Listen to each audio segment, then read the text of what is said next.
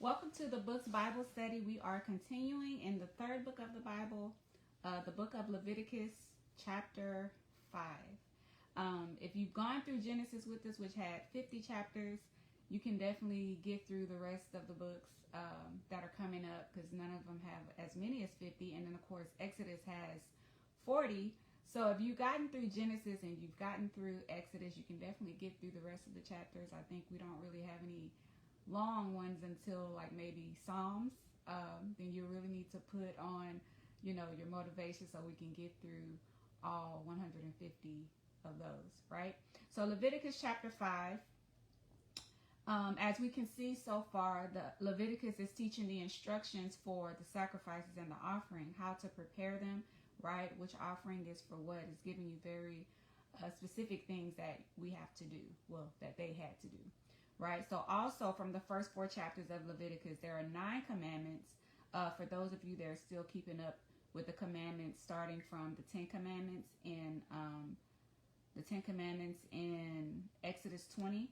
If you're starting from those and you're still keeping up with all of those, there are 9 in Leviticus chapters 1 through 4. It was to offer the burnt offering, right, according to the correct procedure, to bring the meal or the grain offering, also to salt every sacrifice, to offer the peace offering, to bring the sin offering for certain sins, not to offer leaven, right, with an offering on the altar, not to offer honey on the altar, and not to eat the fat of ox, sheep, or goat, and then also not to eat the blood. So these were the 9 commandments that were in the first 4 chapters of Leviticus. So verse 1 of Leviticus chapter 5. If a person sins in hearing the utterance of an oath and is a witness, whether he has seen or known of the matter, if he does not tell it, he bears guilt. So if you are called to testify in a matter or be a witness of a wrongdoing as someone who have heard about it, and you refuse, you bear guilt. You're responsible. Okay, verse 2. Or if a person touches any unclean thing, whether it is the carcass of an unclean beast, or the carcass of unclean livestock, or the carcass of unclean creeping things, and he is unaware of it, he also shall be unclean and guilty. Verse 3. Or if he touches human uncleanness, whatever uncleanness with which a man may be defiled, and he is unaware of it, when he realizes it, then he shall be guilty. Verse 4. Or if a person swears, speaking thoughtlessly with his lips to do evil or to do good, whatever it is that a man may pronounce by an oath, and he is unaware of it, when he realizes it, then he shall be guilty in any of these matters. Verse 5.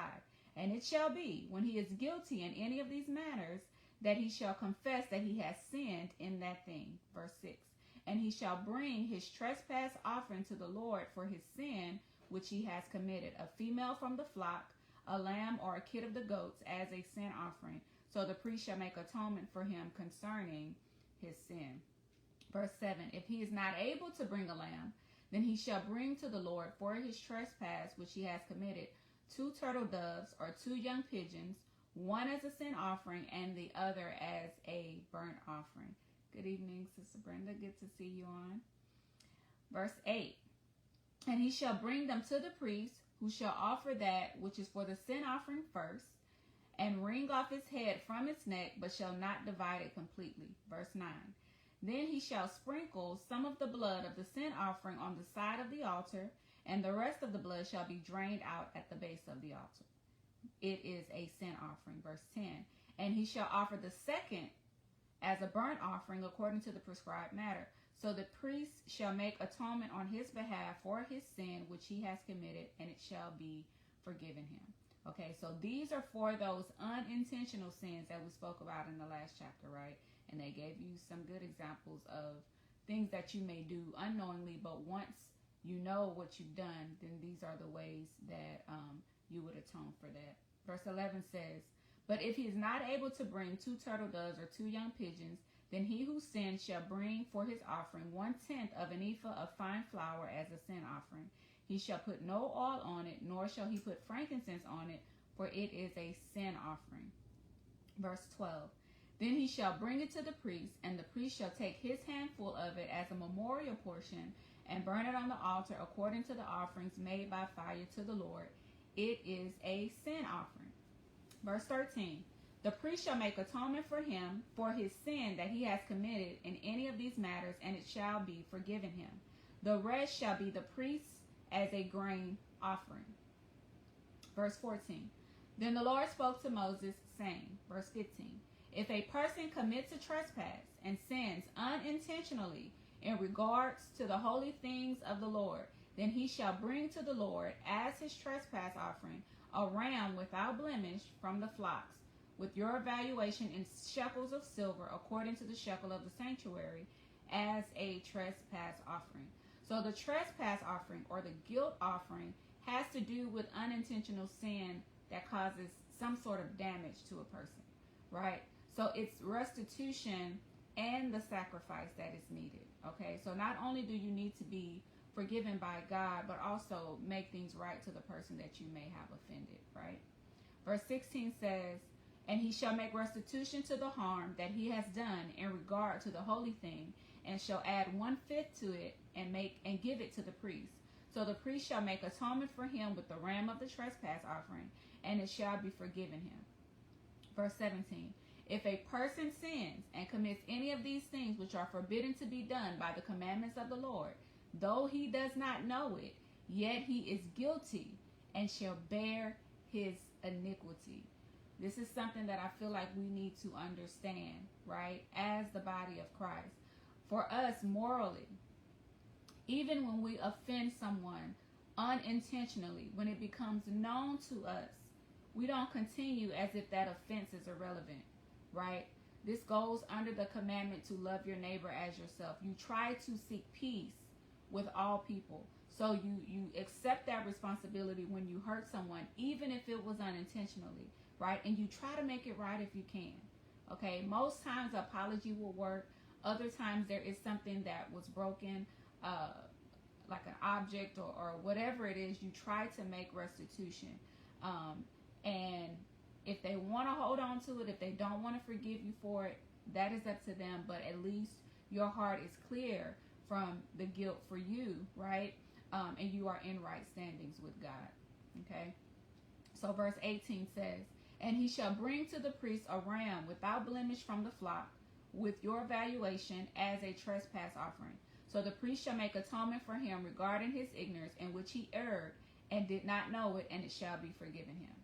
Okay, verse 19 says, it is a trespass offering. He has certainly trespassed against the Lord. So we must understand, if you look at the moral implications, no, we don't have to offer rams and bulls and turtle doves, right? But we are still held responsible for the moral obligation, right, in our lives, because we do have to love God with all our heart, soul, mind, and strength, and we have to love our neighbor as ourselves.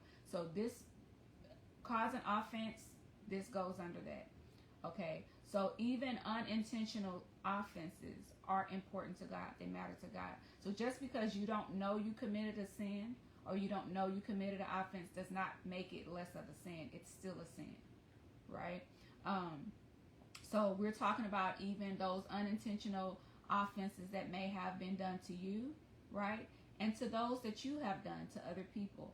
Okay, that's why we cannot afford to not forgive someone, right? Because we do things that causes other people to suffer unknowingly, and we have no clue, right? I mean, something as simple as cutting somebody off in traffic and they get into an accident, right? Because of our carelessness,